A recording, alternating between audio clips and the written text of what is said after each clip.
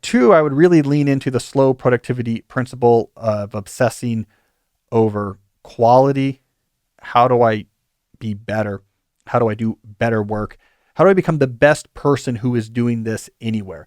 When you obsess over quality, two things happen. There's two directions that it interacts with slowness. One is just when you're trying to do something really well, it's hard to be super busy. It's hard to be super interleaving. Quality demands concentration and attention. But two, quality once achieved at any non-trivial level gives you more autonomy to control your schedule going forward.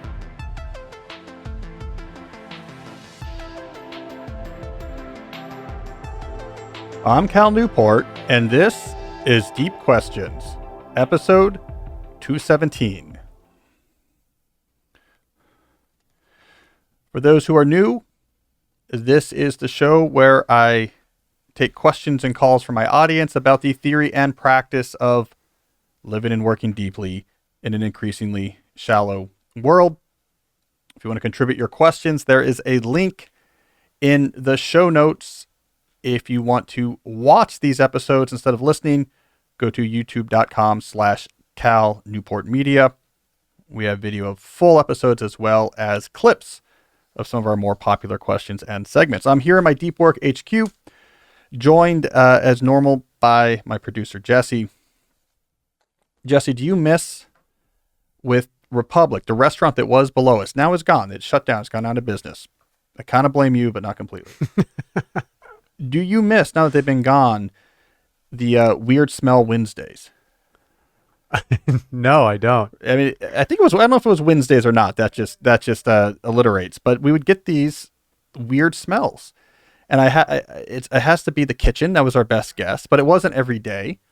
So we weren't quite sure if they cooked something weird on certain days of the week or if they were cleaning their grease trap or whatever. But I just remember when you first started working here, Jesse, the first weird smell Wednesday, you spent a lot of time in my memory looking for, is there garbage in our studio? Is there a corpse, somewhere? And I had to explain, no, that's just the building. It's actually kind of funny because they went out of business right around the time we got our first cleaning service into the building. So it's possible. It's true. It's possible. But it was definitely the restaurant. It's possible the cleaning service found the corpse of a raccoon. It was in a closet somewhere. So maybe it's not. Maybe we are casting aspersions against the restaurant that used to be there. But anyways, it's nice. So yeah, we have a nice and clean studio, no weird smells. I think we're ready to bring, respectable adults up here now. It's starting to look great. Yeah. So exciting. Yeah. We'll do a video at some point. Jesse's been helping me. We've been renovating this room by room, piece by piece. We've been renovating the HQ. We'll do a video. We'll use your nice Steadicam. So stay tuned for that. Check out the YouTube channel. We got a good show today. So we got a good segment of questions. I'm looking at it now. We have a call mixed in there. We have a case study mixed in there. Later in the show, I will do the books I read in September 2022. We should have done that last episode. I forgot, so we're doing a little late, so we have that later in the show. First, however, I wanted to do a brief segment about something I came across online that fascinated me. I then ended up writing a essay about it for my newsletter at calnewport.com that went out last week. And I wanted to bring it up here. And it has to do with our favorite writer on this show, fantasy novelist Brandon Sanderson. I believe Jesse still gets emails from people mad that I once accidentally said that he wrote the Name of the Wind series. So again, any complaints about that can go to Jesse at calnewport.com. He did not write that series. I'm not even going to try to say what the series are he wrote because I don't want to get it wrong. But he's a very productive, very popular fantasy novelist that we've talked about before on the show. Well, I went down a rabbit hole online about the, let's call it home office. And as you're going to see, this is really a stretch. But the home office that he built a few years ago and is only now just finishing and only now just revealing to the world. So here's the setup, and then I'm going to show some photos. But let me get the setup first. He lives in suburban Utah. He doesn't reveal exactly where in Utah. It's not hard to find out because he teaches once a week at Brigham Young University, which is in a specific city in Utah. But we'll keep the location anonymous. But he lives in a standard cul-de-sac subdivision in a house he bought in 2008. This was before he became a very successful writer. because on me, I went back and looked this up, and his debut book was 2005. So this was early in his writing career. So just a standard house, cul-de-sac, suburban Utah. The lot next to the house was empty, so they hadn't built a house there yet. So he started to have an idea. He's like, we could maybe do something cool with that one day if and when, I have the resources. So the next year, he had done well enough with his books to buy the lot. So he had a house. There's an empty lot, house next to the empty lot on a cul-de-sac. So he bought the empty lot, and he hatched this plan. He said, I want to build a home office, but because I'm a fantasy author, I don't want to just build a building on this lot. I want to build it underground. And he told his wife when he bought that lot in 2008 or 2009, I want a super villain lair underground that no one knows it's there. And he actually followed through on this. And it took him a long time to do. It turns out it's very hard to get the permissions required to do this from any reasonable city, but he got the permissions. He threw enough money at it, and he built this supervillain underground lair. So I'm going to show some photos here.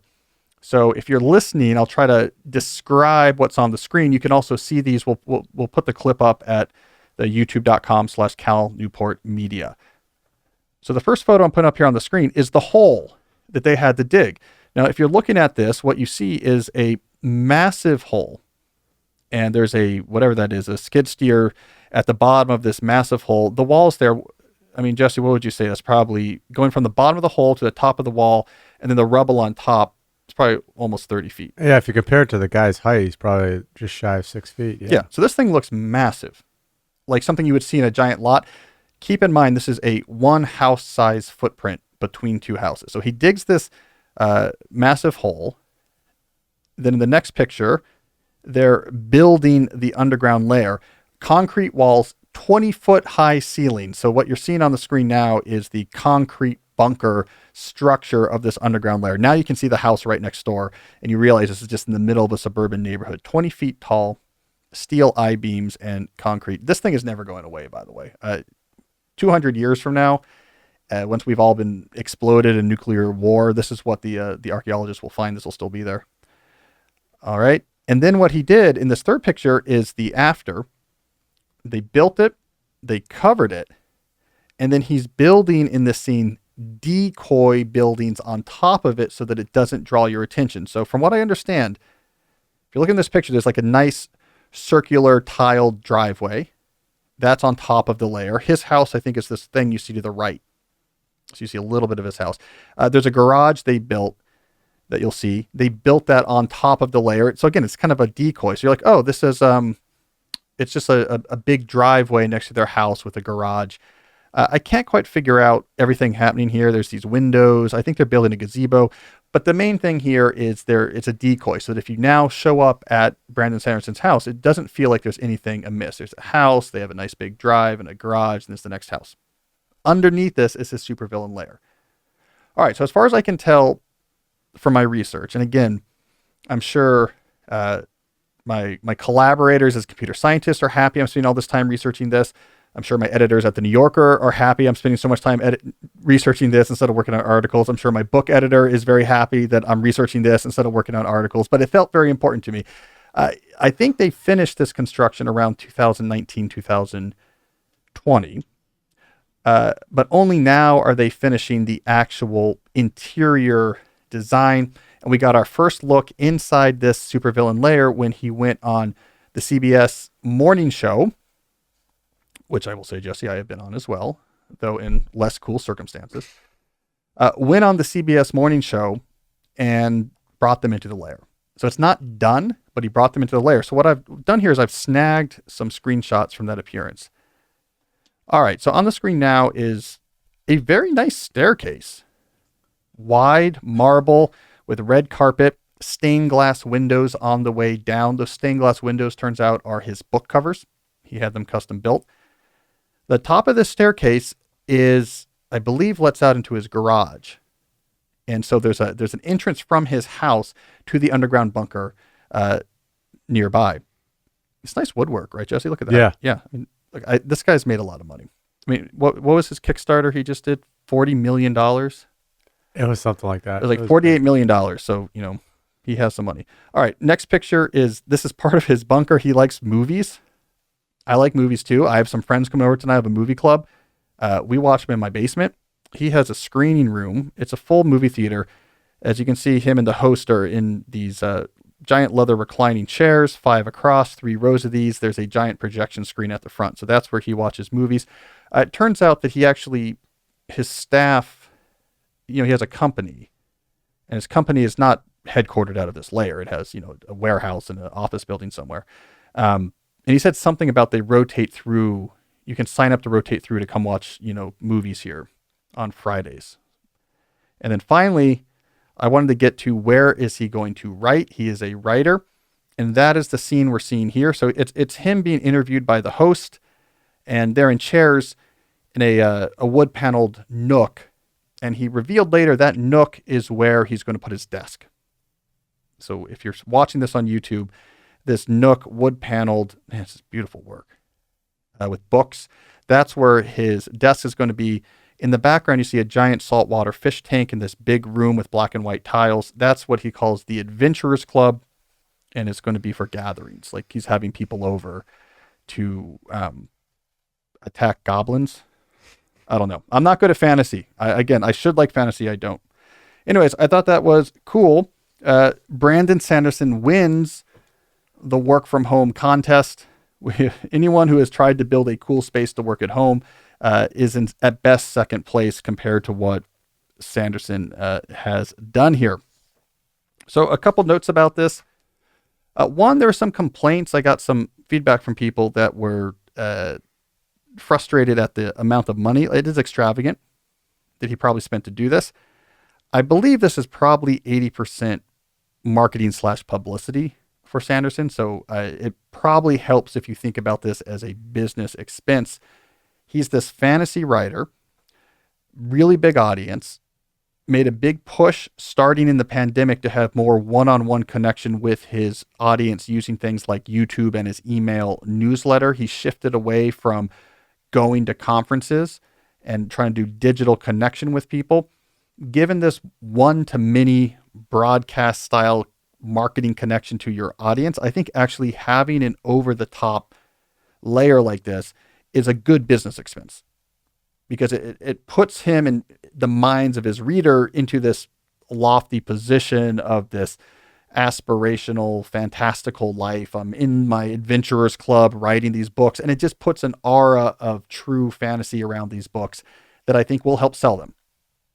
So it's actually probably a reasonable business expense. I'll also give him credit. He didn't move to a giant house.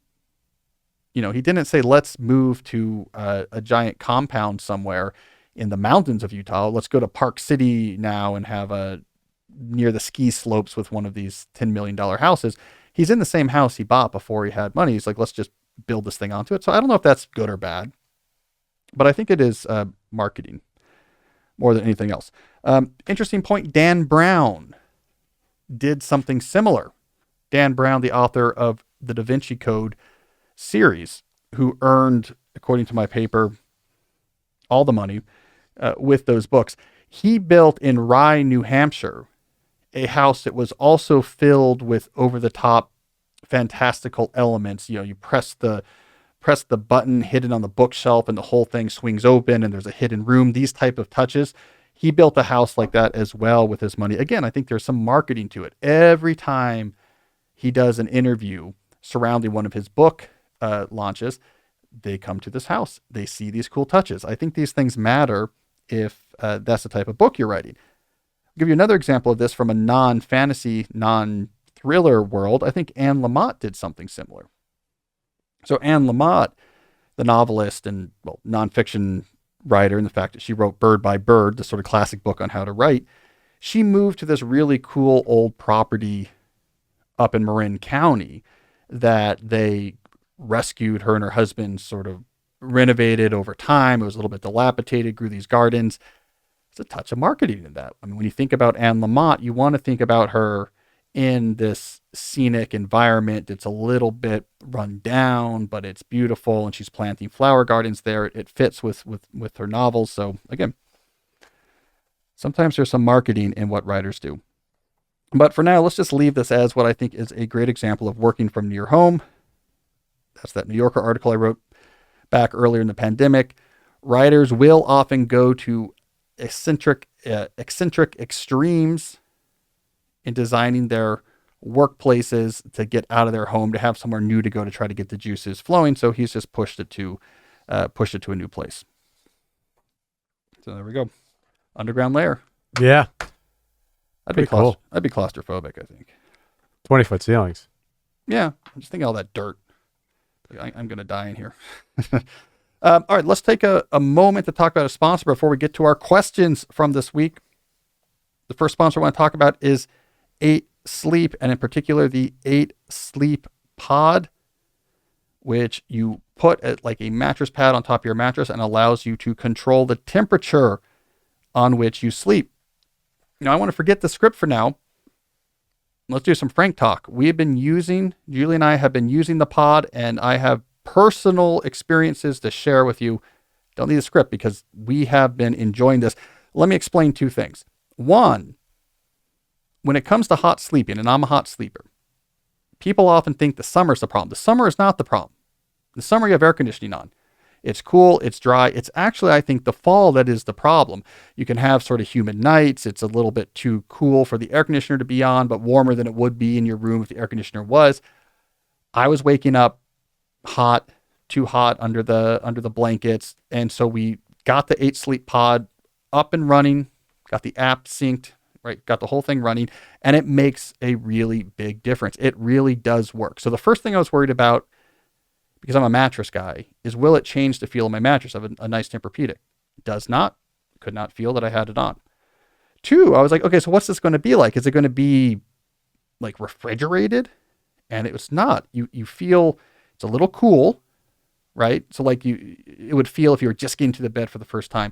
But what I learned about using the 8 Sleep Pod is it's not that it's really cold so much as it's taking the heat you generate and whisking it away.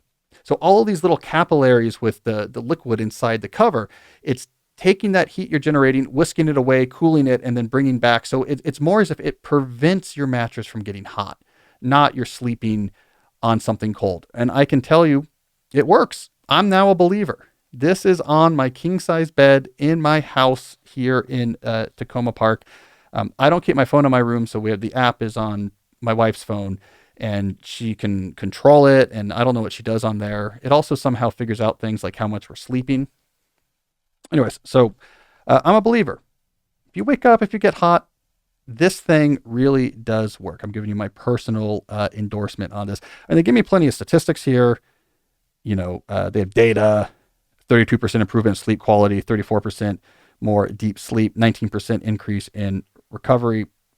I believe all that because I have lived it. So I am now a believer in the 8 Sleep Pod. That's a cool piece of technology. So go to 8sleep.com/deep to save $150 on the pod. 8 Sleep currently ships within the USA, Canada, and the UK, as well as select countries in the EU and Australia. That's 8 Sleep. Spell it out, EIGHT, sleep.com/deep. Do that /deep to save $150. I also want to talk about a new sponsor of the show, which is Rhone. This, again, is a no-brainer because long before they came to us about potentially being a sponsor, I have been using and wearing Rhone clothing. Jesse, you have seen me, I'm sure, before when I'm not in my official Deep Question shirt. I'm often wearing the Rhone shirts with the little red X's. I'm particularly fond of a few things, but I'll often wear their, I don't know what you call it, but the sort of athletic wear t-shirt, which is like a very nice, it's what I wear in the summer around here in DC. Looks nice, comfortable, moisture wick. Now what I'm excited about is they also have now clothes that you can wear in nicer situations. We're talking dress shirts. We're talking dress pants. So for example, their commuter shirt is comfortable, breathable, and flexible. Also, it doesn't wrinkle. I have a white one, and it's great. So it has like a flex to it. It's not going to be wrinkly. It's very lightweight. It's not going to wrinkle, but it looks really good. You could wear it with a blazer on. You can wear it, by itself with a pair of shorts in the summer. I'm really enjoying the commuter the commuter shirt. They also have pants. Again, flexible, breathable, lightweight. You feel like if you needed to, you could pull a Tom Cruise Mission Impossible and jump off a building, but they look great. So you could be around with them all day, be active, but still it looks great when you have to, go to the event at your kid's school as well. So there's some tech here. So if we actually want to get specific about it, it's 4-way stretch fabric. They have wrinkle release technology. They use gold fusion anti-odor technology, so you'll be smelling fresh even if you've been active all day long. Anyways, I am a fan of Rhone, from my casual clothes to the commuter shirts. I've been wearing it, so I'm glad. I'm glad that we actually get a chance to promote them. So the commuter shirt in particular can get you through any workday and straight into whatever comes next. And if you head to rhone.com/Cal and use the promo code Cal, you can get 20% off your entire order. That is a really good deal. So 20% off your entire order when you head to rhone.com/Cal and use the code Cal. It's time to find your corner office comfort. That's great, Jesse. We're starting to get sponsors of things that I have long used. That's cool. Yeah. Now we have to get there's a podcast blue shirt. It's funny if there's just like a company. Rhone will make one. Yeah, Rhone needs to make me. It's like the deep questions, like Cal branded. Actually, their commuter shirt would be great for podcasting. Yeah. So good for them. So I'm thinking about other things I used that we need to sponsor us now. How about the generic white coffee cup? This gets used a lot. Are you tired? Maybe my ad. Are you tired of burning yourself as you try to hold hot coffee in your hands to bring it to your mouth? We have a solution. White cup. Put the coffee in the cup instead of in your hands, and you get 98% less burns. All right, enough of that nonsense. Let's do some questions. Actually, be useful here. So what do we got? What's our first question, Jesse? All right, the first question is from Julian. Julian says, I attended university for a brief period to get a degree in film, but dropped out. I want to be a screenwriter, but I currently work in the service industry, so my days can be long and tiresome. At 20 years old, I feel incredibly behind in my writing. Was dropping out of university a bad decision?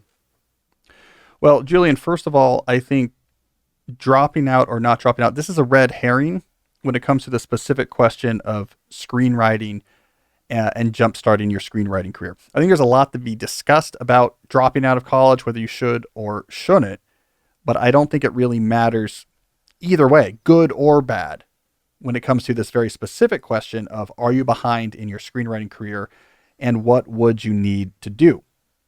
So I'm not a screenwriter myself. I don't have a specific background in it. I am a big fan of movies. I am a big fan of the movie industry. I know screenwriters, so I'm going to try to pull together from stuff I have learned to try to offer you some advice here. I have two things to recommend, Julian. One, surround yourself by other artists. I think this is critical in the movie industry, in particular if you're going to be a screenwriter. You have to be around other people with high artistic aspirations in this field. If you're trying to do this in isolation, this how do I write a movie that gets made? You're going to produce things that are formulaic. You're not going to find traction. You have to aim incredibly high and be around people who are really pushing themselves. You see this again and again when you look back through the personal stories, in particular of directors or director writers that really break out. They're surrounded by other aspirational film industry types. They're pushing each other. They're learning from each other. They have big aims. I'm just reading right now a Francis Ford Coppola biography, and about that generation of filmmakers. They came from various places, but they were all with each other. So he had George Lucas. He was very close with George Lucas, and then that crew met up with the USC crew. So you had Scorsese, you had Brian De Palma. Then they connected with Spielberg, who didn't get into USC, but also had a deal with Universal at 19, so it didn't really matter. So you had Spielberg, you had De Palma, you had Scorsese, you had Coppola, you had Lucas. They're all hanging out and pushing each other and working with each other. And out of that came, really interesting work. J.J. Abrams has a sort of interesting, similar story. So surround yourself by other artists, people who are obsessed with this. I just went down a PTA rabbit hole, Paul Thomas Anderson rabbit hole. Same thing. You see him at Sundance Labs as a really young filmmaker, just surrounded by all of this talent. So surround yourself by talent. If you're not, it's not going to work. And then when you write, aim really high. Because the other thing I picked up, even with screenwriters that you associate later on with, this seems like a commercial blockbuster movie. So if I'm thinking J.J. Abrams, maybe go back and think about John Milius. They were artistically really ambitious, and they were working on, and they would work on scripts that were really stretches, novelistic, literary, interesting, nuance of character and pacing.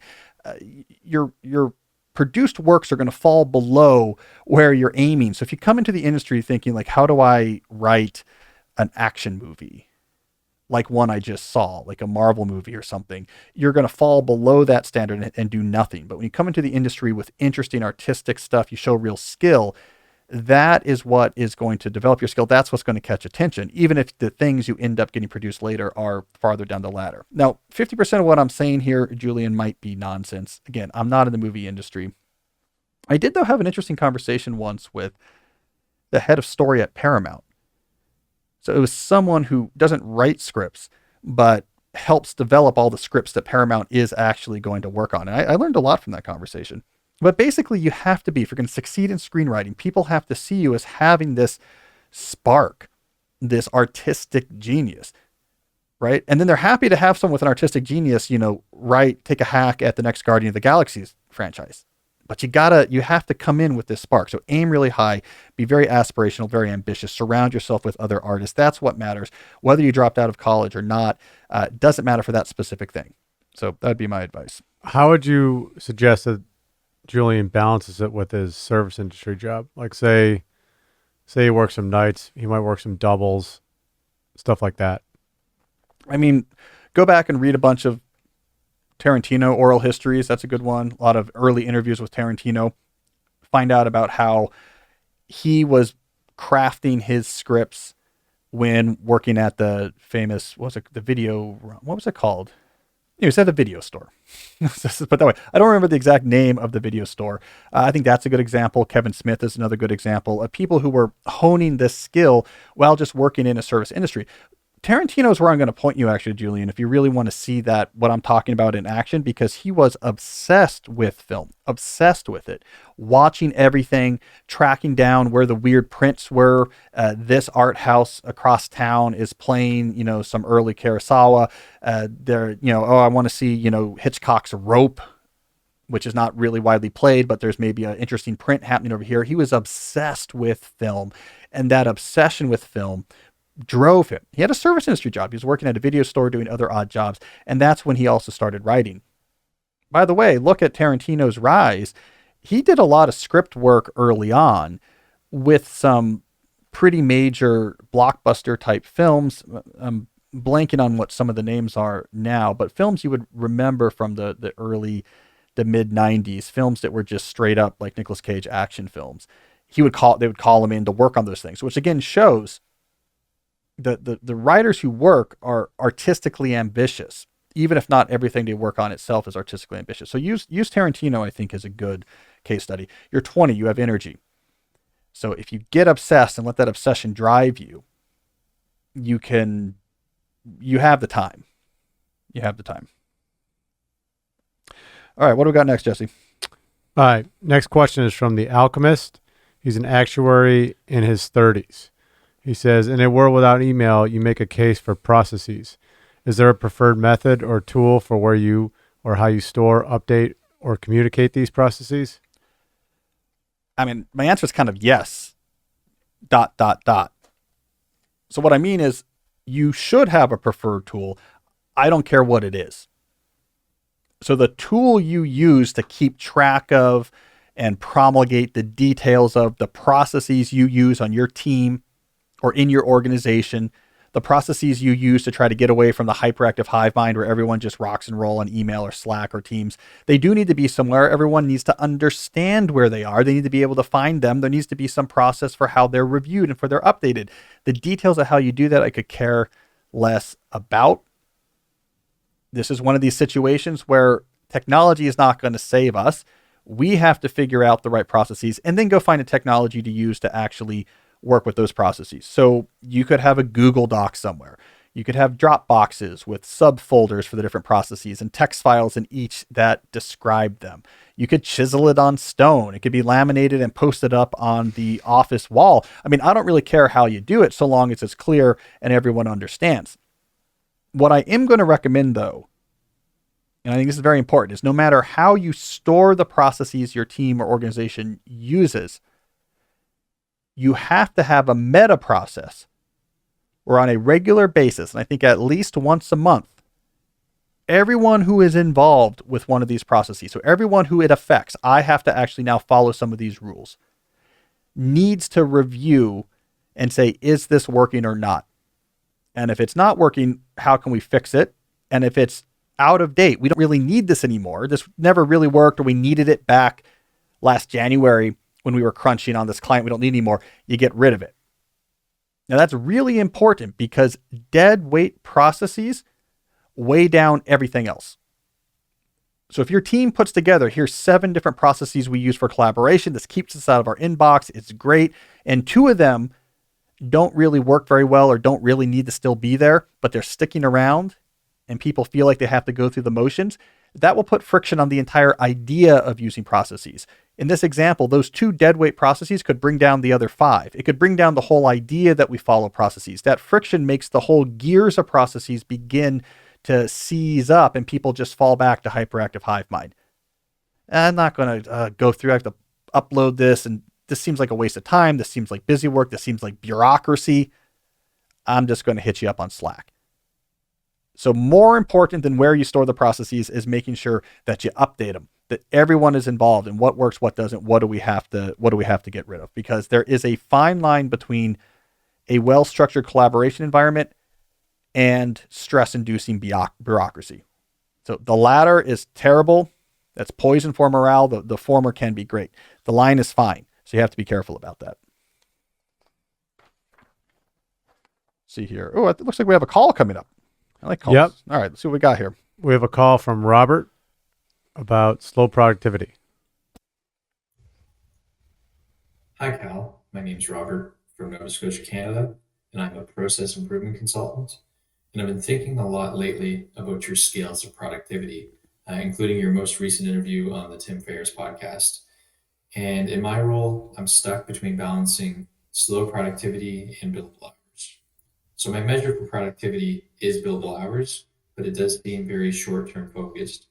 I know in the long term, I can be more productive by doing activities such as building a better sales engine, creating better training programs, basically all of these other elements of being so good that our team can't be ignored that aren't associated with billable hours. So currently this has led to extra work in the evenings and weekends, which seems counterproductive to slow productivity. So do you have any recommendations for slow productivity for workers that are measured by billable hours? Thank you. That's a good question, Robert. First of all, I want to comment on the audio of your recording. It sounds like in your effort to work from near home, you are working and recording your question from inside a large metal buoy. I don't know, Jesse, what do you think? It does sound like he's in Sanderson's lair. Maybe he's in Sanderson's lair before they put in the walls. Yeah. Or he's trapped in a metal box somewhere. No, it is a good question. Billable hours throws an interesting wrench into discussions of slow productivity. I do have a few thoughts about it. So I'm going to suggest 2 things. One, start billing yourself for hours put aside for long-term projects that's going to make your team more effective in the long term. Have a goal. I'm spending 2 hours a day, 3 days a week working on sales engine, working on, updating the technology we use for this particular process that we're often consulting on, and keep track of those hours and report them. So when your boss says, okay, Robert, what was your billable hours this quarter? You say, well, I billed this many to this client, this many to that client, this many hours were billed to this long-term improvement project, which I think is going to make us more profitable in the long term. By having specific numbers, the only feedback you can really get from your boss is like, A, that's good, or B, maybe you should not do that improvement, or let's do less hours, but you have a particular number to kind of deal with. You're quantifying this work that otherwise wouldn't be quantified. You want to quantify it, because now once it's quantified, they can understand, oh, your total number of hours you're working is a good amount. And I see that 20% of those hours were going towards long-term improvements. So I'm okay that the other billable hours were reduced by a little bit because I see where your time is going. If you don't keep track of these non-clients focused activities, then you do have to end up doing them at night or on the weekend or in the morning, because otherwise it would just look like to the outside observer that your total amount of work has shrunk. So you got to capture why that work shrunk. 2, I would really lean into the slow productivity principle of obsessing over quality. How do I be better? How do I do better work? How do I become the best person who is doing this anywhere? When you obsess over quality, 2 things happen. There's 2 directions that it interacts with slowness. One is just when you're trying to do something really well, it's hard to be super busy.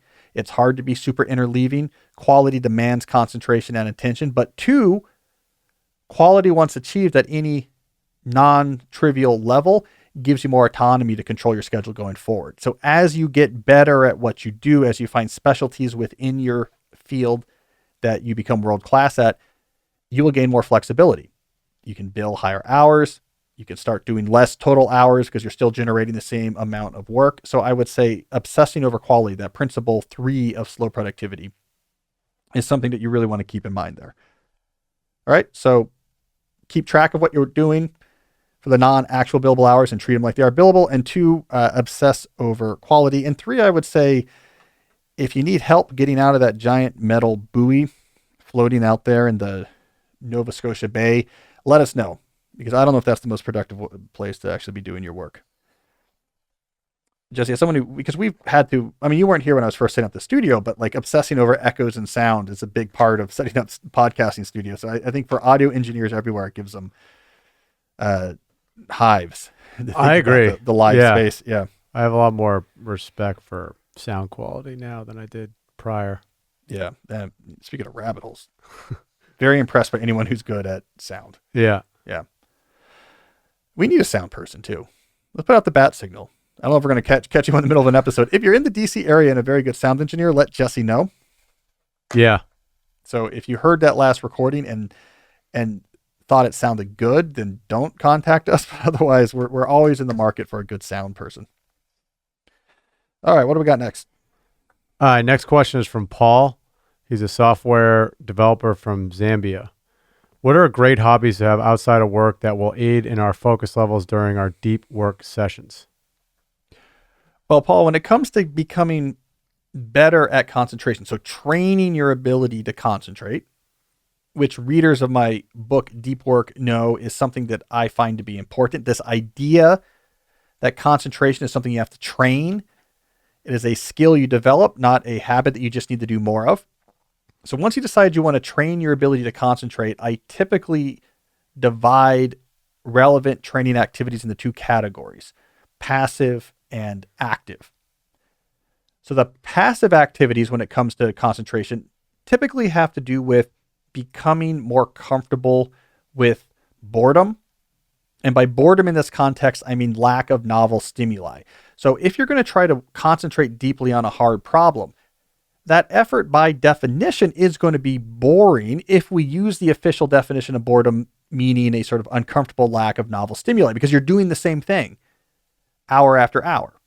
So if your brain is uncomfortable with that, if most of the time when you're not working on something hard, you're pulling out your phone at the slightest hint of boredom. I'm in line. I'm in a red light with my car.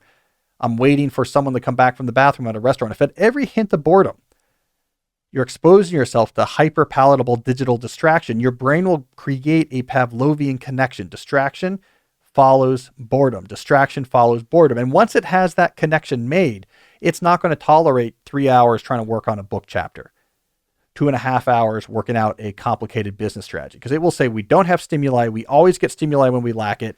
Where's the phone? Where's the phone? Where's the phone? And no matter what your intention is, no matter how much you told yourself, it's very important that I concentrate now. I read deep work. I know I will produce at a higher level if I don't switch my context. No matter how much you pep yourself up, if the last 3 or 4 years you've trained your brain, boredom, distraction, it's not going to put up with it. You'll be very uncomfortable. You're not going to be able to concentrate well. So passive training activities for concentration are just things that get you used to not giving in to boredom. And almost any hobby you come up with has this capability. I like films. I have a film watching group with some buddies of mine. Watching movies, believe it or not, is great passive training. Put your phone away, put your tablet away. You have to just follow the movie that's happening on screen. Reading books, going multiple chapters without taking out your phone, without looking at a tablet. That is great passive training. Anything outside is as well. Basically any sport. You're playing pickup basketball. You're focused on the basketball.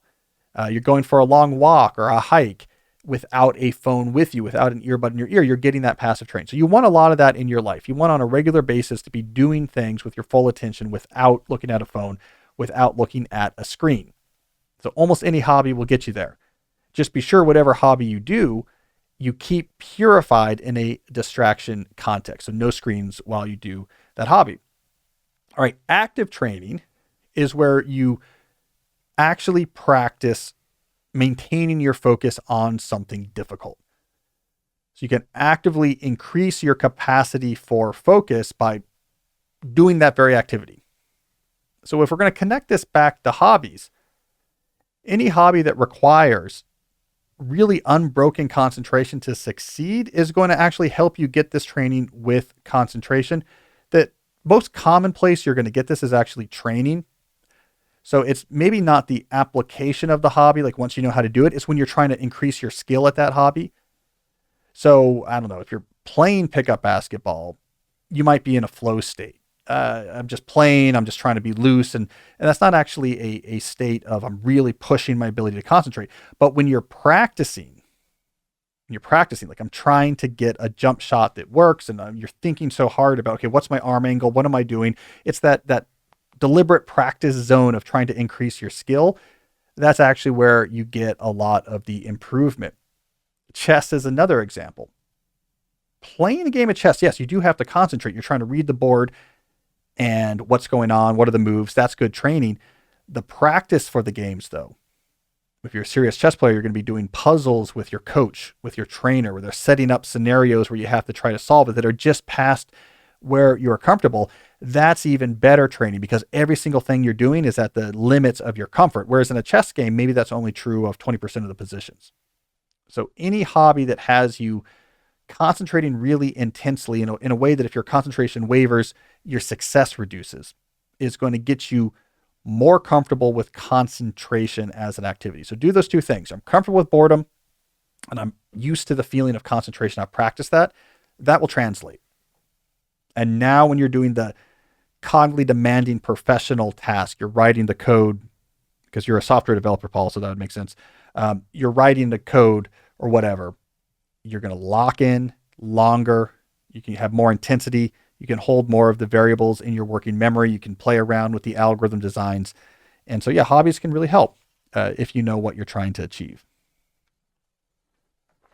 All right, so I want to try a case study next. I'm trying to work more of these in where we actually have people reporting back on various successes or failures with the ideas we talk about on this show.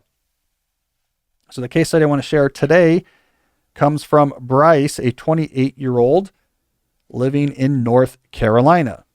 All right, so let me read what Bryce sent me and then we'll talk about it. I started house hacking right at the beginning of the pandemic to lower expenses and have more financial flexibility. Now I'm on my third house plus guest house in 2 years. This allows me to live what I currently consider to be the ideal work schedule and deep life. Here is my current daily work schedule. He puts work in quotation marks. First, I consult part-time for a healthcare startup. Long-term career goal is to fix U.S. healthcare. I do that in the morning. Next, I listen to podcasts during lunch.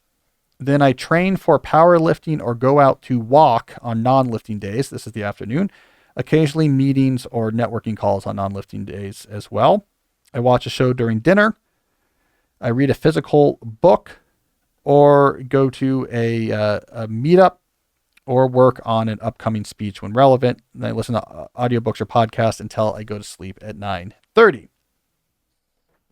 All right, so that was Bryce explaining his current deep life. Let me just define a few things here. He's talking about house hacking. You might not have heard of house hacking before. That's the concept where you buy a house as a primary residence. You can get a very low mortgage rate, and then you rent out part of that house, and the renting of that house then pays for the rest. So, for example, maybe you buy a duplex, and you live in the one half of the duplex. You rent out the other half of the duplex. The rent from the other half of the duplex covers the mortgage payments and insurance or what have you on the whole building. Now you're living for free. So not only are you living for free, but you're building up equity in this property as well. So eventually you're also going to own this property outright. So when he says he's on his third house plus guest house, I think he's property laddered up to bigger properties where he can rent more of it. He's renting out multiple houses. That's not house hacking. So I'm a little bit confused, but basically he's using real estate in a way to keep his expenses very low. So if you're young like he is, if you're 28, you don't have a family and you're house hacking, you might have zero living cost while building up equity in a house, which means you can live pretty cheap because you don't have to pay for your house. So it looks like he's doing part-time consulting, but part-time consulting is giving him more than enough money to live on because, again, he has no housing expense. And so it's an interesting lifestyle that he's designed there. Why I like this is because it is a great example of lifestyle-centric career planning going to an extreme place. So when we talk about the deep life, one of the tools that we commonly discuss on this show is lifestyle-centric career planning, where you start with a vision of what you want your life to be like in the medium-term future, and then you work backwards from that to try to figure out how you engineer it. What Bryce did here is when he was fixing that image, he had an image of a life, at least for his later 20s, before he had a family or whatever else he wants to do. He clearly had an image that was very autonomous, very focused on, as a young adult, sort of coming into his potential, establishing himself as an adult. He wanted a life where he was reading and he was exercising and he had a lot of flexibility and he was exposing himself to ideas and getting sleep. I think it's very aspirational for someone who's in their 20s to think about. It's a pretty good thing to do. And once he worked backwards from that, he says, well, how do I get this? How do I get this much flexibility? And here's the magic of lifestyle-centric career planning. When you work backwards from the lifestyle instead of forward from career options that seem available to you, you can land on some pretty radical solutions. And that's what happened here. So probably working backwards from that vision, he was thinking, well, to have this much autonomy, the exercise and the long evenings with friends and all the reading, that's going to be hard if I'm working till 5 or 6 every night. So how can I cut down my work hours? He's probably doing the math, and well, I have some background in healthcare, and it turns out, if he elaborates his story, I think he has a pharmacy degree or a background in pharmacy. He's probably thinking, well, I could probably do consulting, but that's not going to be enough money to live on. I'm going to be living super frugally, so that might not be great. And then that's what probably brought him to house hacking. If I could get rid of my living expenses, though, now these numbers track. And this kind of makes sense. And then if I'm building equity in my house, let's say I want to start a family in my early 30s, by then I might own this house that I've been living in for free. And then I could turn around and sell that house. And with that money, that could really get me started with setting up a new home for my family. You don't end up in these interesting, unusual configurations if you go from your current situation forward. Hey, what job's available to me? How would that work? You only get there when you work from a lifestyle backwards. So that's what I like about Bryce. Not that his particular path is some sort of model that we should all do or that is available to everyone, but that his approach can lead to really interesting places. So I think that's interesting. So good for you, Bryce. Working from a lifestyle, you can end up in interesting places. This reminds me, Jesse, of we were talking about quiet quitting in a recent episode. Yep. And one of the things I pointed out is my one frustration on behalf of the quiet quitters, or those who are having this discussion, is that they're missing how much of a existing conversation there is out there already about what to do when you feel burnt out or stuck in your work life. And so this is another example. You do lifestyle-centered career planning, you end up somewhere interesting. You get there with intention. You feel autonomy. You feel control. There's just so many more levers available to people in crafting their life than simply, I have to have a job, and I'm kind of upset at my job, and so I guess I'll just not do as much of my job and wait for capitalism to be overthrown. Mm-hmm. And there's just all these really interesting ideas out there. Lifestyle design, the Tim Ferriss lifestyle-centered career planning, what we talk about. The financial independence people, they're under fire. The FIRE community, we talk about them sometimes. Yep. Ironically, the FIRE community, so this is the financial independence, retire early community, is under fire themselves. So I think the media in particular has decided that FIRE is bad. And there's now like a pretty consistent drumbeat against that movement. So if you don't know FIRE, I mean, it is a relatively narrow movement, but it was basically largely came out of people who were young and in the tech sector because salaries were high in the tech sectors, and they worked the math and say, if you have a high tech sector salary, because it's a high salary, if you live really cheaply, you can actually save up a huge amount of money because you start at a pretty high salary early on in tech. And if you're living really cheaply and saving most of your salary, in about 10 years, you can actually save enough money where you can continue to live equally cheaply just off of your investment returns. People in the tech industry also figured out there's a lot more freelancing or consulting opportunities. So you can live cheaply, quit the full-time job, do some consulting, live off the money you spent, and you have a lot more flexibility. That was the FIRE movement. The FIRE movement is under fire right now. The sense is, I think, is the general media response is that they're not sufficiently on board with other things they care about. So there was an article in the Washington Post last week, for example, about Vicki Robbins, who wrote Your Money or Your Life, which was this book from the 70s. It was the Bible of sorts that FIRE used in the 2000s in building up their movement. It's a sort of Thoreauian argument about your life is worth money, hours of your life is worth value. So how much of that you want to give away for this much income? And it's really a beginning of this idea of getting financial independence early came from that book. But the whole point of this article was, well, she and us are very disappointed in the FIRE movement because they don't talk enough about various political issues they think are important. So it's interesting. So the FIRE movement's being discarded for not sufficiently engaging in discussions of economic inequality or other political issues. My friends, the Frugal Woods, who are in the FIRE community, I talked about them in digital minimalism. Liz won't talk about FIRE anymore, even though that's their whole thing. They left Cambridge, Massachusetts, to move up to Vermont to a homestead, and they lived very cheaply, saved a lot of money, and used that so they could have a lifestyle on a homestead and not have to work as much. I think it's actually pretty cool what they're doing up there. She has announced recently, I'm not going to talk about FIRE anymore. All I'm going to do is maybe give personal finance advice to people who write in, because she couldn't take the negative feedback. The tide turned against FIRE, and she started doing these long disclaimers about, like, here's the 17 different ways, I'm privileged, and people still get mad at her. I just don't think she could take it. And she's like, I'm just not going to talk about this anymore. So anyways, FIRE is under fire, but I think it's interesting as a case study of the broader goal of lifestyle-centered career planning. When you work backwards from what you want your lifestyle to be like, lots of different options can show up. And so you could end up like the Frugal Woods they were in a homestead in Vermont. She was freelance writing. Nate was doing computer programming remotely and then was able to stop that. So they're basically living off of, they kept their house in Cambridge and they rent it out, and she makes some freelance money, and they live cheap and they live in the woods. It's kind of cool. That's an option. You could end up like Bryce, house hacking. I don't have housing expenses, so I can do part-time work and have a lot of other free time. That's an option. Or it could be something completely different. It could be like me, where to me, it's not so much that I want to have very small work hours, but I wanted to be able to write and do intellectual work and have some flexibility in my schedule, and spent my entire adult life trying to craft exactly what I'm doing right now. So I'm kind of rambling here, but let me just bring this in for a landing.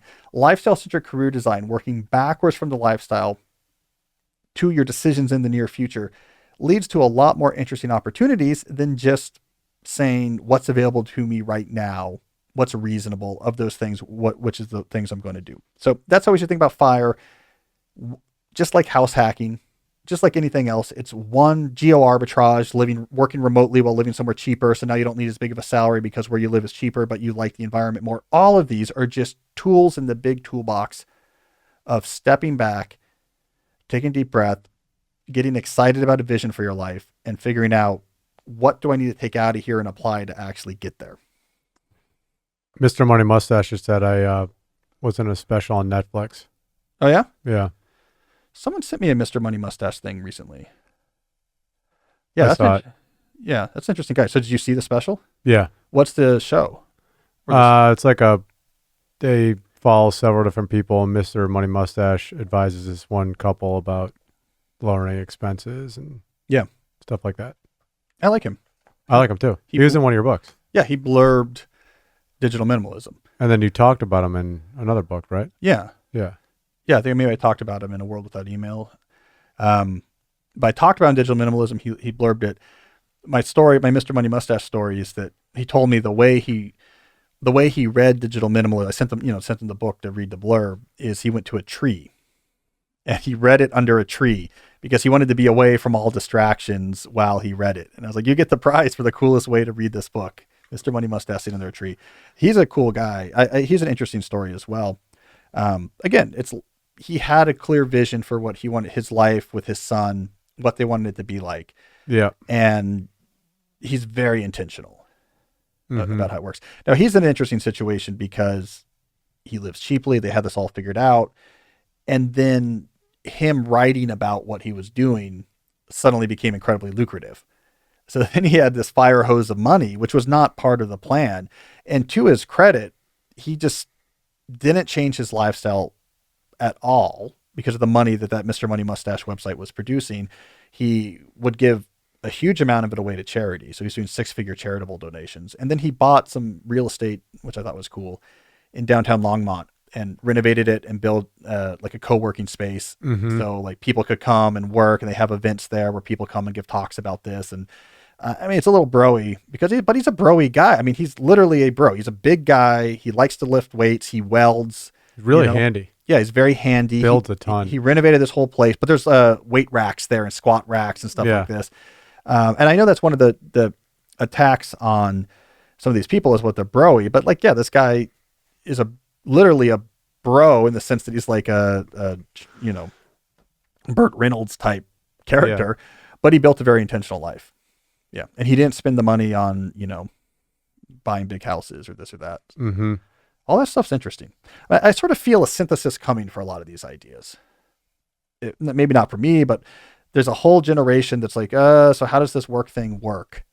And there's so much interesting ideas. Maybe we just need a good umbrella to put over the whole thing. And I'm excited for the potential for all these people out here right now. They're thinking, I don't know, I don't really like this job, and I'm on Zoom, and what is work? And like all that sort of youth anxiety. There's more options now than there's ever been before for how to like really rethink work. So it's exciting.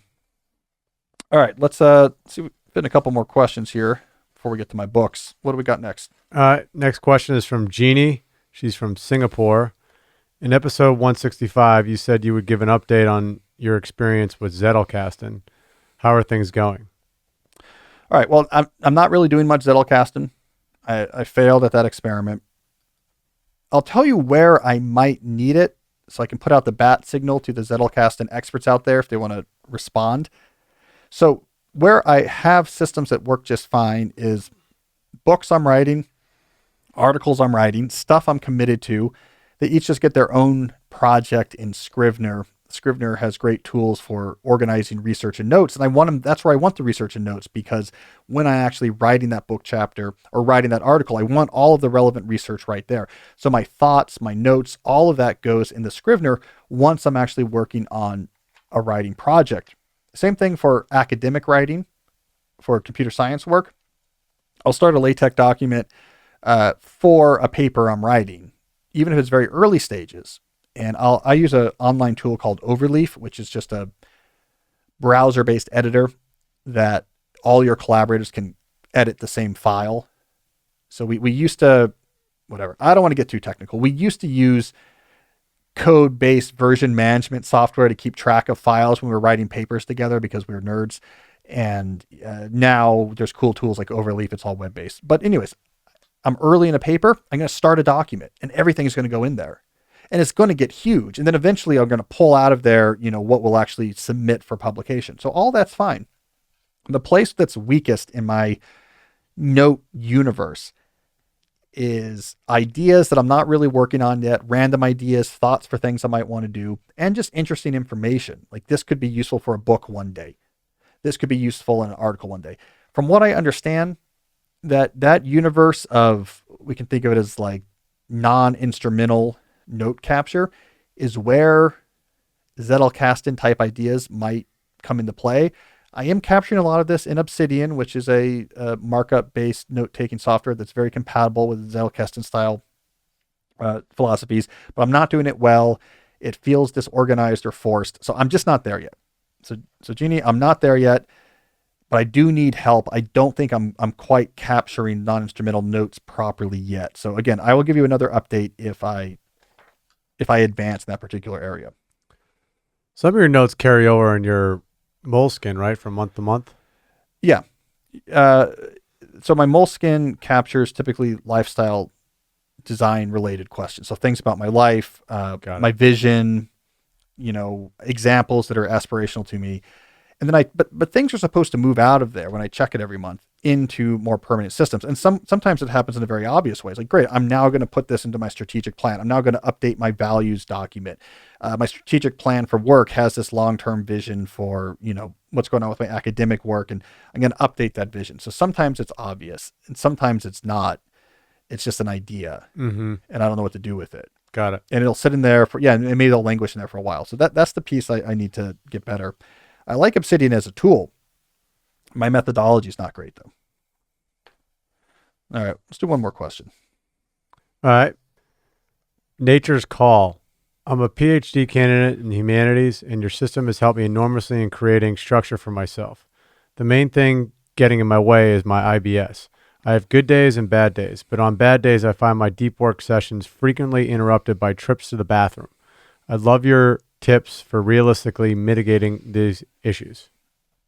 So I did a little IBS or irritable bowel syndrome research, and I was looking up lists of famously productive people who have had digestive ailments, some sort of variety, probably of IBS. And some of the names I found, for example, were Tyra Banks, the actress Sybil Shepherd, the musician Kurt Cobain, former president JFK, and onwards and onwards. And the reason why I'm pulling out these names is to underscore a point here that I think is important. And this is a point that comes up often in discussions of slow productivity, which is if you're returning to something that's important to you with intention, again and again, to the best of your ability in the situation.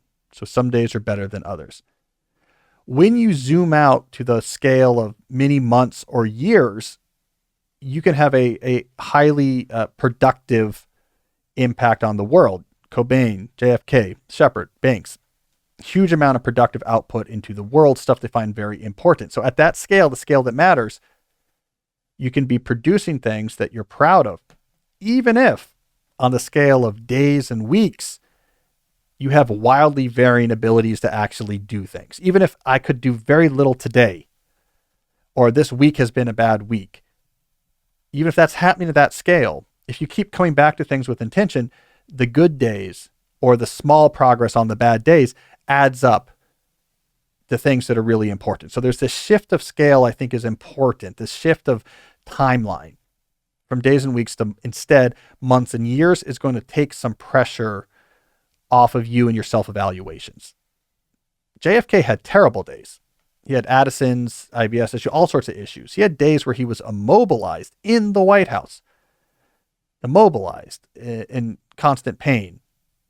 But if you look over the period of the whole first year, you see, oh, he did things that were important. FDR was similar. It was an IBS with FDR. Obviously, it was the issues with his polio and how difficult that made things. Very bad days, bad weeks. Some days could do more than others. But you zoom out and you say, you helped win World War II. So I think that scale shift is really important. So that you're not so down.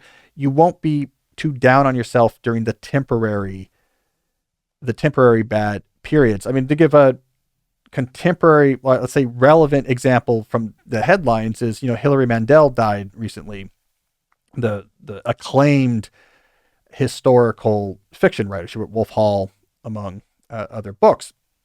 She had huge chronic issues. I don't know exactly what they were, with pain and other types of things. Very difficult sort of day to day. She would have days where she could do nothing, but she wrote these books that when you zoom out, read her obituaries. When you zoom out, incredibly influential. She was acclaimed for the work she did. So to me, I think that's very important, shifting scales, especially when the reality of your life is one where every day is not going to be a banger. All right, let me give some practical advice now, once we've done that bigger picture shift. One, simplify your professional life. So simplify your obligations. You're a humanities PhD student. To the extent possible, just be focusing on your dissertation. You might be able to get out of other types of things that other PhD students might be doing. Simplify. That's fine, because what you want the ability here is relatively flexible days. That, like, mainly what I'm doing until this afternoon is just working on my dissertation, and I'm flexible on that. And it's like some days I get less work done than others, but it's flexible. It's just, this is what I'm doing each day, is doing as much work as I can or feel comfortable doing. I have more than enough time to do it. Not this highly pressured, I have 1 hour here, 2 hours here, I have all these other things going that I'm falling behind on. So give yourself flexibility. You have an issue that is real and hard, and other people don't have it, and you have to acknowledge that and give yourself a bit of a break. It's okay for you, for example, to have a lighter load than the other person who started in your program who doesn't have the same chronic medical issue. Two, not to get graphic, but in your elaboration, you did talk about one of the ways that frequent bathroom trips become a problem is that you bring your phone with you and you mindlessly scroll, and now you are out of the whatever cognitive context you were in before when you're working on your dissertation, and it really can derail you. So the simple answer there is bring books into the bathroom. My grandfather, a very well-established theologian and scholar, brilliant sort of professor, former provost, etc., was famous for this. I remember his students telling these stories at his funeral, that he would come up to them and say, "Oh, I found the perfect chapter, for your dissertation. I was just reading about this. This is going to be perfect for you." And what they always would notice is many of his bookmarks were toilet paper. So work can be done in many different environments. Let's just leave it at that.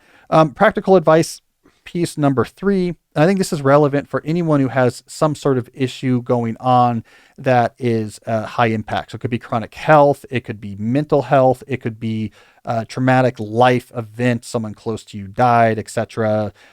Or you're going through even like a difficult situation with your job, or a difficult situation with a friend, and there's a relationship breaking, whatever. There's something non-trivially difficult happening in your life.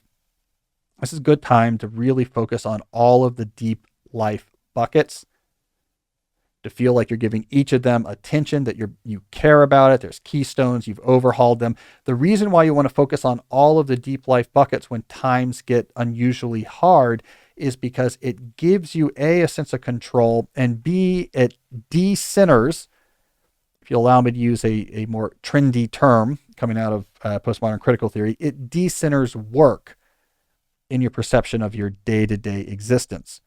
Work, which falls under the craft bucket, is one of the many things that are important to you in your life, that you're doing what you can given the difficulties of your situation.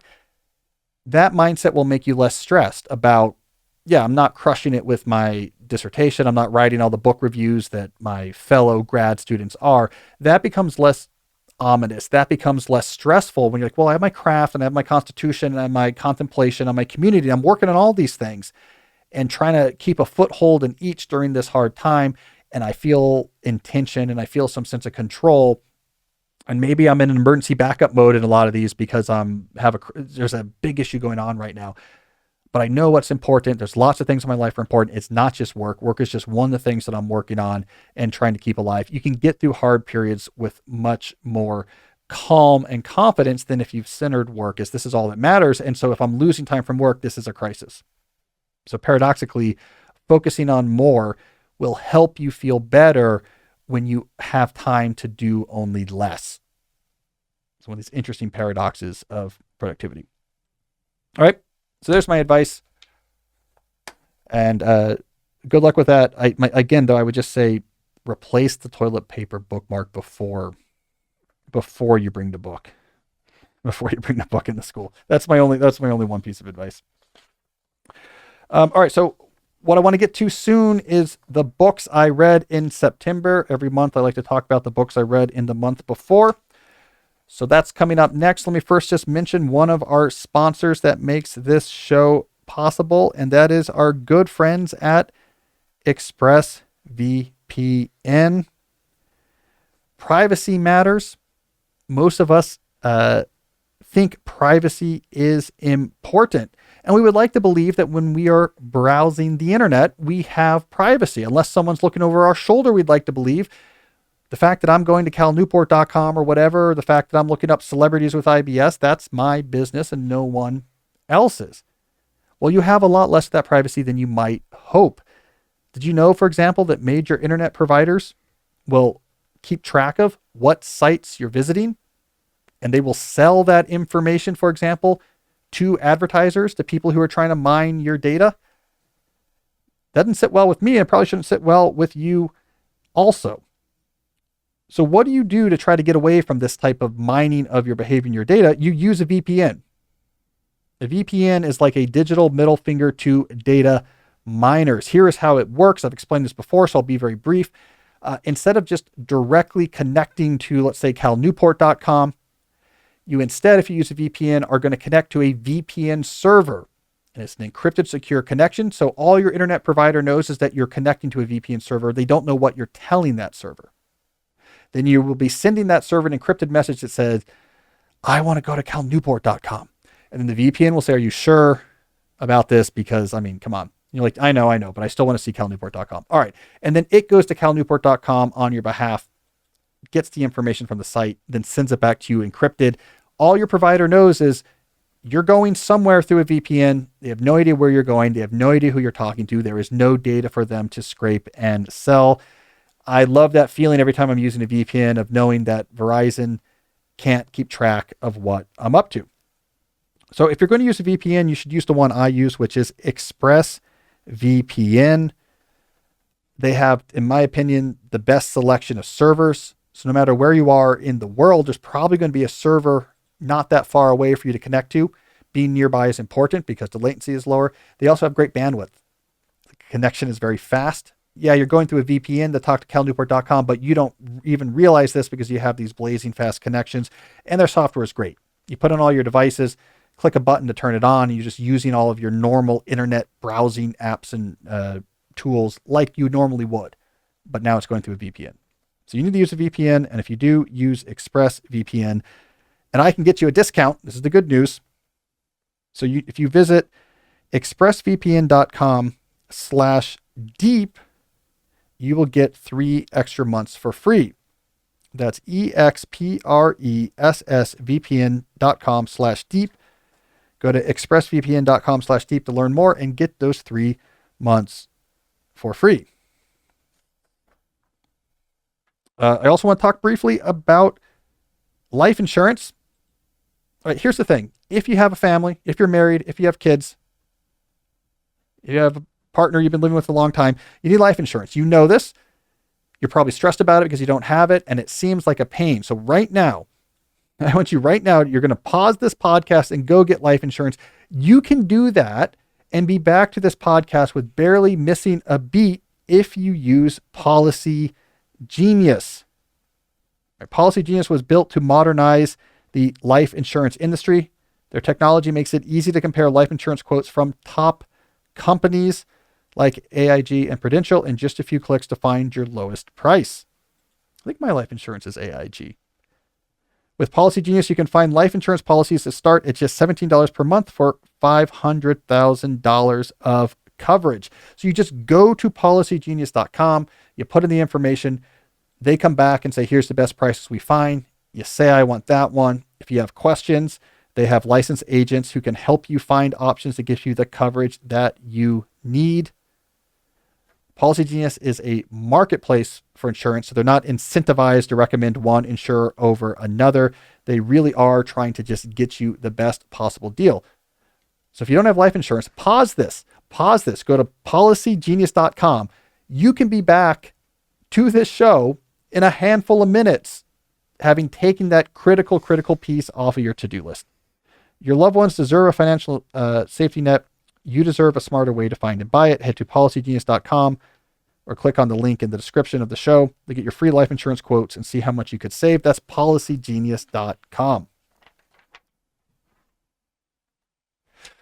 All right. So as promised, I want to go over the books I read in September. So as longtime listeners know, my goal is to read 5 books a month, and I then review them on the show. So let me go through in the order that I finished them. The 5 books I listened to or read in September 2022. It was kind of a weird list this month, Jesse. I was looking at this. I'm all over the place. I'm excited. All right, number 1. I might need your help on number 1, Jesse, because I'm mixing up this author's name in my head. So it's the book Endure, the memoir Endure by Cameron, is it Haynes or Hayes? The Bow Hunter Extraordinaire. Haynes. Haynes, Haynes. Hanes. Oh, okay, Cameron Haynes. Anyways, I don't know why I stumbled across this, but Cameron Haynes is... Probably Joe Rogan. He is on Rogan a lot. He's on a lot of shows a lot. So probably when he was doing publicity for this book, I caught him on some show I listened to. Interesting guy. Got very into bow hunting and I guess revolutionized the sport because he brought to it extreme physical fitness. So he realized if you're in incredible shape, so sort of ultra endurance athlete shape, you run marathons a couple times a week to train type shape, you would be a more successful bow hunter because often you're in the back country hiking up and down mountains. They have to pack these things, hundreds of pounds of meat out of the mountains on their backs. And so he trains like a fanatic year round and then goes on these bow hunting trips in the season. But he, I guess, catalogs a lot of his training. And so he's been inspiring for a lot of people as part of the sort of discipline culture that's out there, the internet discipline culture. The David Goggins, Jocko Willink, Rich Roll was a part of that world. Now Cameron Haynes. So people who do really, really intense training. The book was okay. I would say my main complaint is I wanted to learn a lot more about the mechanics of bow hunting. Like, this is how does it work? Like, what makes a successful bow hunter not? I wanted many more tales of actual hunts, and I wanted to be brought into that world maybe a little bit more. But it was interesting just to hear about this guy rebuilding his life. And it's a similar story to Rich Roll. Troubles with alcohol, trouble with his family, and he turned it all around on discipline. The main thing I'll say about that entire subculture, that discipline internet subculture, it gets maligned, and I don't think it should be. It gets maligned because people say it's broy, or these guys are like supermen in weird, unattainable ways. But I'm pretty sure the service that the figures in that internet subculture serve is not, you need to be like me or you're a failure. It actually, I do believe, is very inspiring for a lot of men that they need to be, in general, more disciplined in their life. And that leads to lots of good things in their relationships and their ability to show up as a husband, as a father, and their ability to succeed and be a leader in work. It introduces the idea of discipline. This is what I've gotten away from it. It's not that people are going to become marathon running bow hunters, but that they might stop drinking and exercising every day and, spending more time with their son at their baseball games. So I think there's a lot of good, way more good than bad, coming from the discipline subculture. What were his workouts like? He does crazy stuff, man. Like he'll just casually run marathons just to train. Mm-hmm. Like I ran a marathon today to train. And then the next day he does super endurance events too. 100 milers, 150 milers. How old is he? He's a little older than us, I think. He's like mid 40s. Mm-hmm. Might be wrong. His kids are older. I think he's mid 40s, maybe late 40s. I might be wrong about that. But this guy is a beast. He's famous. The thing he said in the book, the reason he got on Joe Rogan's podcast for the first time was he saw a video of him. One of his training things he did was just, there's this mountain where he lives in Wyoming, or not Wyoming, I think Washington State. And he would pick up this giant rock and he's like, I'm just going to go to the top of the mountain with this rock.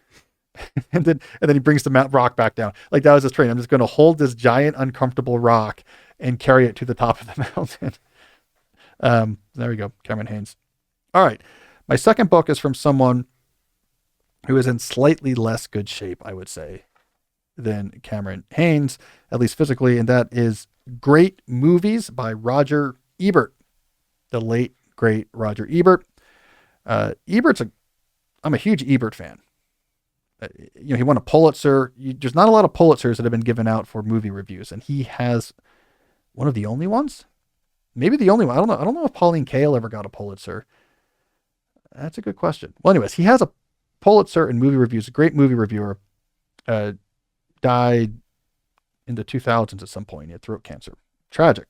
But at some point later in his career, he convinced the Chicago Tribune to allow him to write these every other week essays where he went back and wrote essays on what he considered to be just great movies from past. Instead of just reviews of new movies coming out, can I go back and look at great movies from past? Can I write an essay on Taxi Driver? Can I write an essay on Casablanca or Some Like It Hot? And then he collected them in this book. So it's just 100 movies, 100 essays. And it's part of my efforts. I'm trying to more formally pursue an understanding of film. I like films a lot, but I've been self-educating at a higher level recently. And this was just part of that effort. I was like, I should probably just read 100 essays by a great movie reviewer on 100 great movies and just suck in that information like a sponge. So I enjoyed that. It's a great writer. It's a great introduction to a lot of these movies. And so I learned a lot. I mean, what I've been doing is when I watch movies now, my method is I'll watch the movie and then usually about half hour into the movie, I'll stop and then go rabbit hole reading everything I can on that movie and then return and finish watching the movie with all that information in my head. So I get to experience the movie fresh and then read a ton of stuff and then watch the rest of the movie. And it's my insider tip. One of the coolest places I've found when rabbit holing on movies to get really interesting information is cinematographer magazines and forums. You go to see cinematographers will write often these incredibly detailed articles, for example, like American Cinematographer magazine, where they'll write these long articles on how that particular movie was shot. And it's fascinating.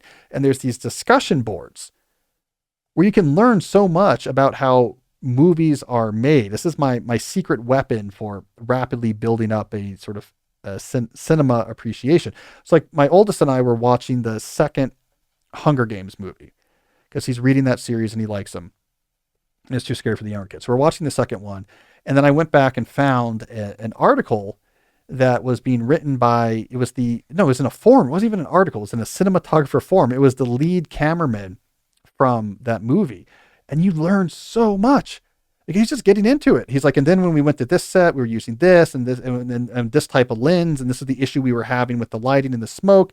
And everyone was asking him questions. And then at some point, the cinematographer, who's actually a quite famous cinematographer, joined the discussion. And so now the cinematographer is in there and they're getting into it back and forth about the different choices they made and the lenses.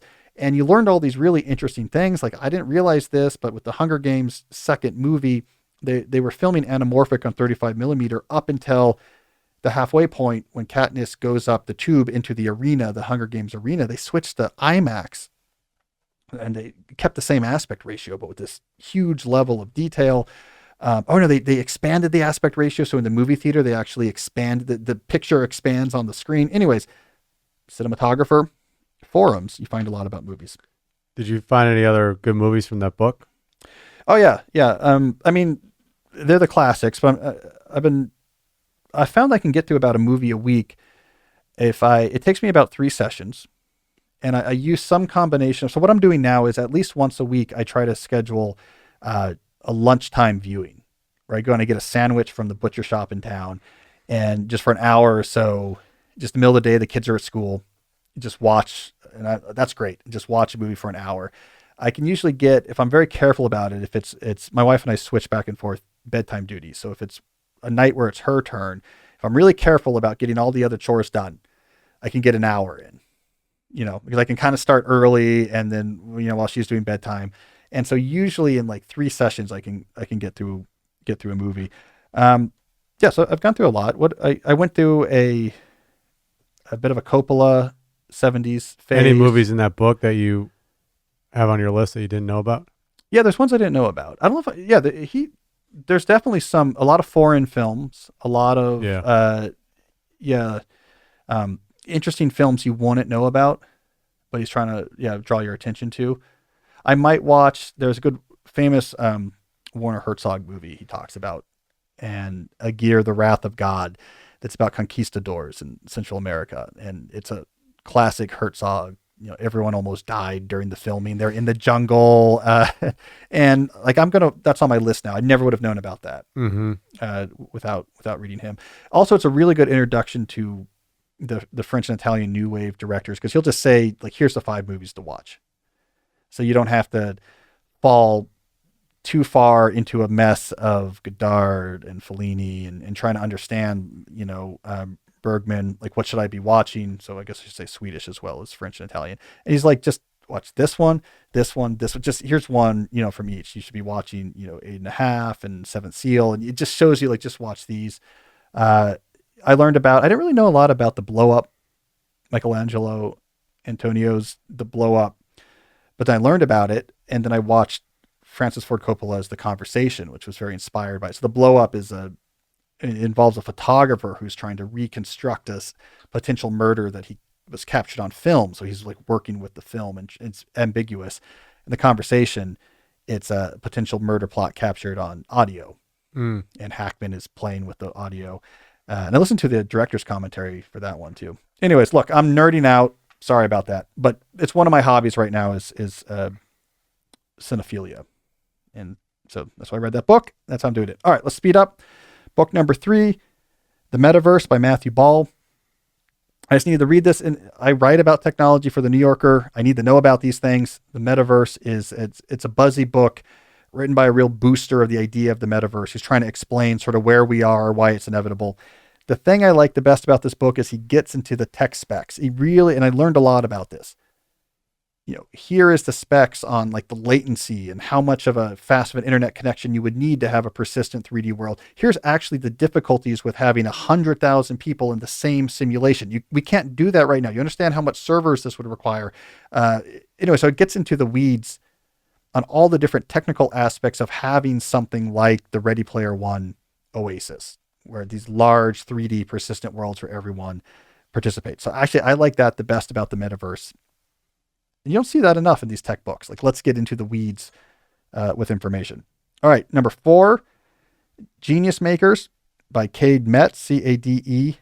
Metz, Genius Makers, is on the rise of deep learning artificial intelligence. So it sort of tells the stories of the main figures. You got, Gregory Hinton, et cetera, Dennis Wasabi, DeepMind. I needed that for an article I'm writing. Can't tell much more about it now because it's in progress, but it's good. It's accessible. So you can learn a lot about the recent rise of artificial intelligence and what's driving that. Number 5, here's the weird one, Jesse. And Then There Were None by Agatha Christie. One of her original, I don't know what you call these, mysteries or cozy mysteries. I listened to it on tape. Well, Julie listened to it first. I was like, oh, you'll love this. So then I listened to it on tape as well. And it's great. It was written in the 30s, but it's very modern in its pacing. And it's what a great high concept. It's, 10 people show up at this island, and they die one by one. And they're like, okay, what's going on here? And then the people are trying to figure out, like, what's happening. Is there someone else on the island? And they're dying one by one. And it's not a spoiler because of the title. Then they all die. And then there's an epilogue where the whole thing is explained. It's fantastic. What happened? I'm not going to say. Read it. Read the book. I recommend it. It's fun. And on audio, it's like 6 hours. It's not even that long. I did not figure it out, though I'm terrible at figuring things out. But it's very cleverly constructed. Like at the end, you're like, yeah. Oh, yeah. Okay. It's just like a round of applause and a tip of the cap. I love that type of writing. All right. Well, speaking of round of applause and tipping caps, we should probably wrap this one up. So thank you, everyone who submitted your questions. If you want to join the show, go to the survey link in the show notes and you can submit your question right there. If you like what you heard, you will like what you see at youtube.com/Cal Newport Media, videos of full episodes and clips of popular questions and segments. We'll be back next week with the next full episode of the Deep Questions podcast. And until then, as always, stay deep.